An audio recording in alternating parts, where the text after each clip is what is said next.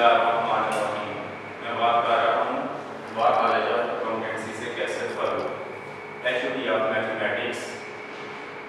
हम आज स्टार्ट करेंगे chapter of limit, concept of limit. ये चैप्टर नंबर 1 है आपका मैथमेटिक्स का पार्ट 2 का, और इसको आज हम डिटेल में स्टडी करेंगे।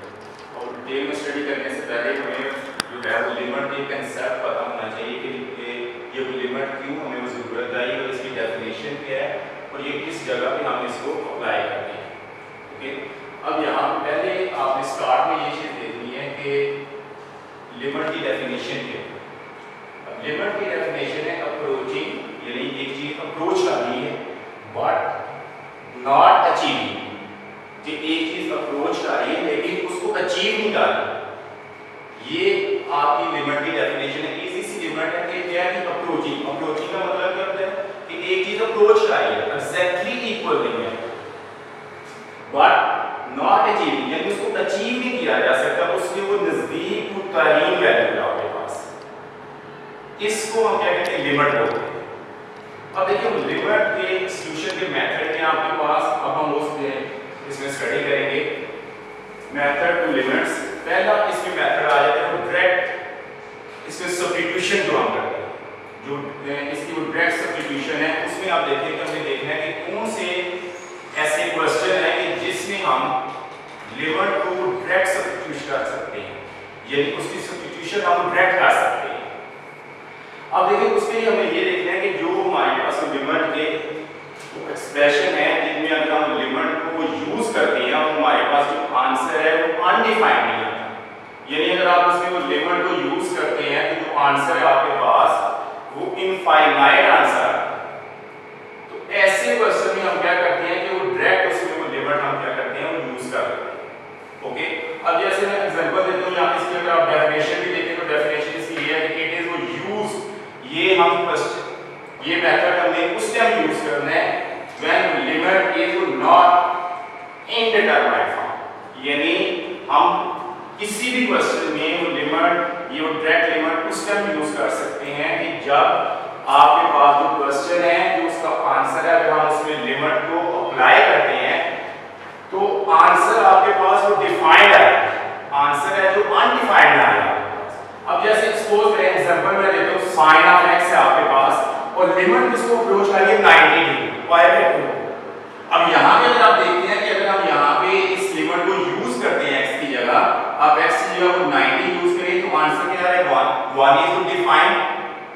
तो ऐसे क्वेश्चन में आपने लिमिट को डायरेक्ट यूज करना है, उसमें कोई आपने कुछ सिंपलीफिकेशन नहीं करनी, आप डायरेक्ट उसमें वो लिमिट को यूज करेंगे। अदर एग्जांपल की तरफ मैं जाता हूं, जैसे ये आपके पास एग्जांपल है, इसमें देखिए अगर हम लिमिट को यूज करते हैं तो आपके पास जो आंसर है वो डिफाइंड आंसर आ रहा है।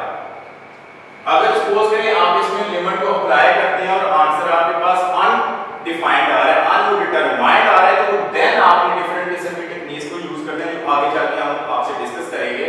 अब जैसे अदर एग्जांपल है, सपोज करेंगे ये क्वेश्चन है आपके पास, इसमें देखिए अगर हम डायरेक्ट लिमिट को यूज करते हैं, x की जगह आप 2 को यूज करते हैं, तो आपके पास जो आंसर आ रहा है वो डिफाइंड आंसर।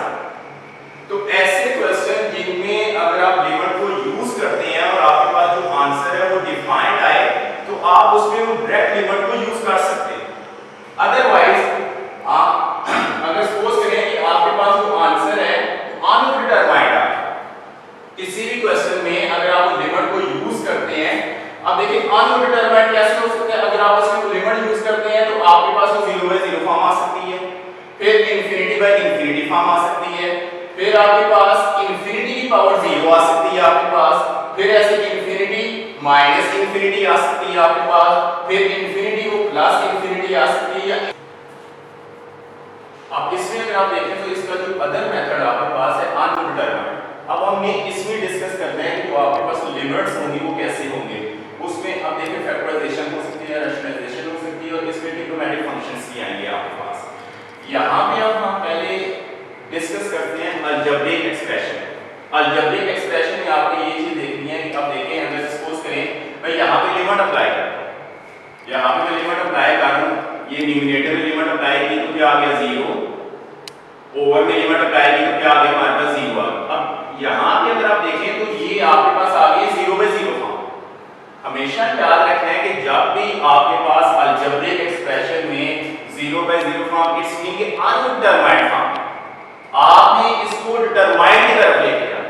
अब देखिए लिमिट को हम यूज ही इसलिए करते हैं कि जब एक्सप्रेशन आपके पास अनडिटरमाइंड हो तो हमने उसको डिटरमाइन की तरफ लेके जाएंगे। अब यहाँ पे आपने ये करना है कि अलजेब्रिक टेक्निक्स को यूज करेंगे। जब भी अलजेब्रिक क्वेश्चन आपके पास आएंगे तो आपने क्या करना है कि जो भी आपके पास एक्सप्रेशन होगा फैक्टराइजेशन करेंगे। अगर एक्सप्रेशन आपके पास स्केल रूट की फॉर्म में है तो आप उसको रैशनलाइज करेंगे, या अगर ट्रिग्नोमेट्री की फॉर्म में है तो आपने वो डिफरेंट किस्म की आइडेंटिटीज लगा के तो उस लिमिट को सॉल्व करना होगा। अब जैसे यहाँ पे हम देखें तो हमारे पास ये 0/0 फॉर्म आ रही है, अनडिटरमाइंड फॉर्म है। अब यहाँ पे आपने क्या करना है कि हम इसको फैक्टराइज करेंगे। अगर आप न्यूमरेटर को देखें तो इसको ब्रेक किया जा सकता है, इसकी फैक्टराइजेशन पॉसिबल है। तो यहाँ पे हम यूज करेंगे a square minus b square which is equal a plus b into a minus b। अब न्यूमरेटर में हमने इसको ब्रेक करके लिख लिया।